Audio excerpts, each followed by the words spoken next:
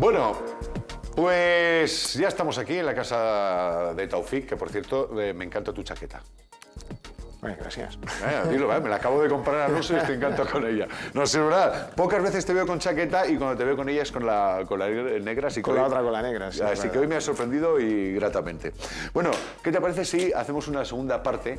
La semana pasada hablamos en Mitos sobre el Islam de la salud y enfermedad en el Islam y se nos quedaron cosas en el tintero, de manera que yo creo que hoy pues podríamos terminar, ¿no?, con esas cositas que nos quedan pendientes. Pero para empezar, ¿qué te parece si, y para colocar a la gente un poco en contexto, en situación, recordamos un poco lo elemental de lo que dijimos el otro día, ¿no?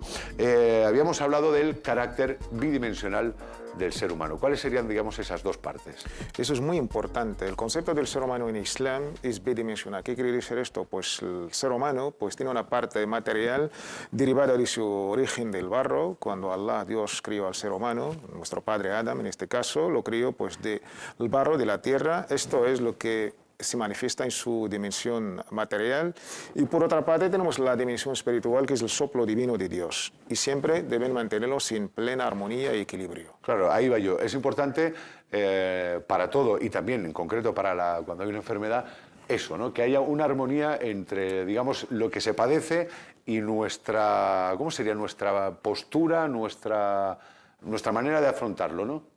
Exactamente, por si se pierde esta armonía o este equilibrio, pues tendremos algo lo que llamamos enfermedad, sea física o psíquica.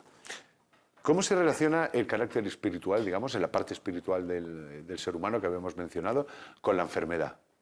El carácter espiritual, pues hasta quizás muy reciente, la gente cuando padecía un tipo de enfermedad que no es físico, pensaban que eran espíritus, pensaban que eran, no sé, iban a hechiceros o a chamanes, pero el Islam reconocía que incluso la parte espiritual puede padecer enfermedades, y de ahí pues el Islam le ha pues, catalogado dentro de lo que es las enfermedades de manera espiritual, y su cura será a base de invocaciones, de plegarias, de pues, conocer esta parte espiritual del ser humano como siervo de Dios. Dios es nuestro creador, y de ahí pues, Él mismo pues, lo puede curar, siempre dirigiéndonos de una manera sincera a nuestro creador y pidiéndole la cura y la medicina.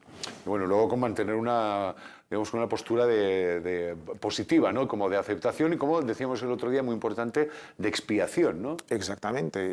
Teniendo este concepto, es casi, como dicen, el 50% de la cura, reconociendo tu condición de enfermo, que esto es, entra lo que llamamos en Islam el destino, o algo que estaba predestinado. Esto te ayuda incluso también a tener fe, esperanza en la cura y en la medicina.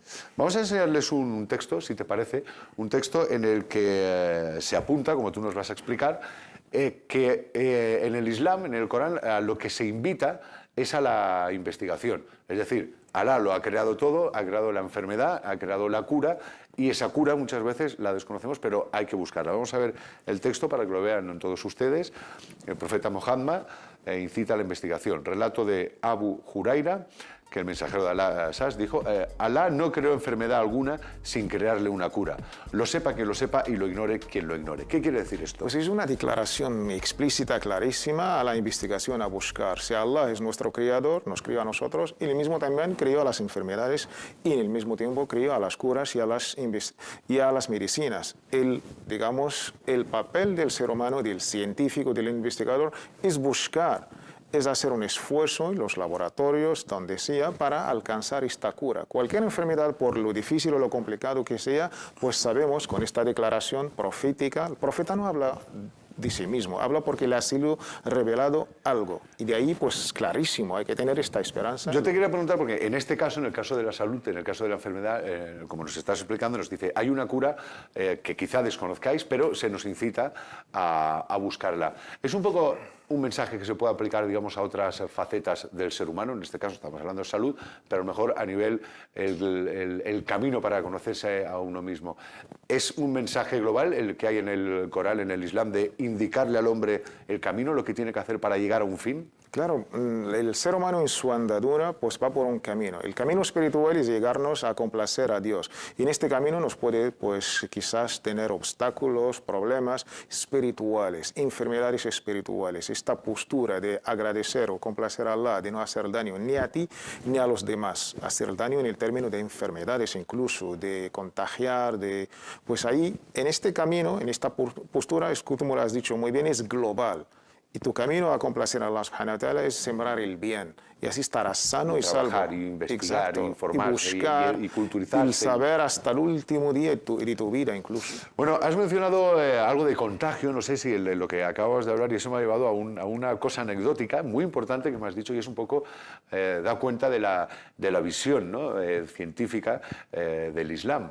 El Mohammed, ¿no? El profeta ya anunciaba la cuarentena, allá por el 1600, no sé cuánto. No, hace 15 siglos, en el siglo VII. Siglo VII. Aquí en Occidente tenemos que esperar hasta la llegada de Louis Pasteur, el famoso investigador francés, al descubrir estos microorganismos, lo que llamamos hoy microbios. Perdóname, ¿te parece si mientras lo cuentas vemos el texto en la pantalla para que toda la gente lo vea en casa? Perdóname que te haya interrumpido. El profeta dijo, si os enteráis de un brote de plaga en una tierra, no entréis en ella, pero si la plaga se halla en un lugar en el que vosotros estáis, no lo abandonéis. Esto es lo que hoy en términos científicos se llama la cuarentena. Si hay una plaga, si hay un brote de una plaga, se aconseja por la OMS, la Organización Mundial de Salud, por todos los científicos y médicos, pues hay que estar y permanecer en este país. Pero si nos enteramos nosotros que estamos fuera de una plaga de un país, pues tampoco podemos entrar. ¿Por qué? Porque era el miedo de contagiar. Esto hasta Louis Pasteur, el francés, en el siglo XIX no sabíamos de esto, estas plagas contagiosas. Europa sufrió en el siglo XVII una plaga que terminó casi la cuarta parte de sus habitantes. Pero el profeta ya hacia 15 siglos nos hablaba de un término tan científico, de una cura preventiva incluso. Hay que prevenir antes de curar. Esto es un hadith, un dicho sagrado del mismo. Y está bien la matización de que dices, si vais a ir a una tierra que está contagiada no entréis, pero si se contagia en la que estáis, no os vayáis, quedaros ahí. Es decir, luchar por arreglar o por... Exacto, ¿no? Incluso en otro hadith ya sabemos que esto es que el Islam trata el bien del individual, pero al mismo tiempo reconoce también el bien de la comunidad, y en esto siempre con pleno equilibrio. El miedo de contagiar a alguien que sale de una ciudad infectosa, hemos visto esto, la fiebre aftosa, la gripe aviar, en el SARS, pero estos consejos, la verdad, son quizás muy han adelantado incluso hasta la ciencia misma. Vamos a enseñarles un último texto de nuestra entrevista de hoy, en el que se mencionan, y ahora nos las vas a explicar una por una, digamos, las aportaciones que ha hecho el mundo musulmán a la medicina y las aportaciones en concreto de algunos médicos. Vamos a verlo, lo van a ver en sus pantallas ahora mismo. La gran aportación del Islam a la medicina es la institución del hospital y el sanatorio mental. Y luego verán ustedes Ibn al-Nafis, Avicena y Albucasis, que son médicos, ¿no? Grandes médicos en nuestro contexto de hoy, pero también eran sabios, eran filósofos, eran exegetas. En antaño el saber era enciclopédico, uno pues polifacético. Pues esta aportación es importante. Y una institución que hoy para nosotros hoy es tan normal, el hospital, pues es algo quizás con el Islam se ha conocido de una manera muy institucional. Incluso no solamente el hospital como Bimaristán, hasta algo que hasta muy poco, lo que conocemos como la palabra manicomio, hospitales, pues el Islam le ha dado mucha importancia. No, es que fuera de micro me ha encantado lo que me ha contado Taufik, que para encontrar en los principios, ¿no? Una zona, la zona más adecuada para poner el hospital, claro, buscaban una zona que a lo mejor corría el aire fresco, zonas que ecológicamente fueran mejores. La más sana. La más sana, hacían una prueba, es que ponían unos palos con carne en determinados puntos. La carne, que más tiempo tardaba en pudrirse, indicaba la zona donde, digamos, había mejor medio ambiente, ¿no? Esto, pues los ingenieros lo han hecho aquí mismo en España, en Córdoba, en Granada, los hospitales. Estos médicos, la mayoría de ellos eran españoles. Albucasis, Abul Qasim, es el padre de la cirugía moderna. Ibn Zohr, Avicena, no era español, era de Irán, pero su libro, el Canon, ha sido pues el texto hasta la edad, digamos, toda la Edad Media.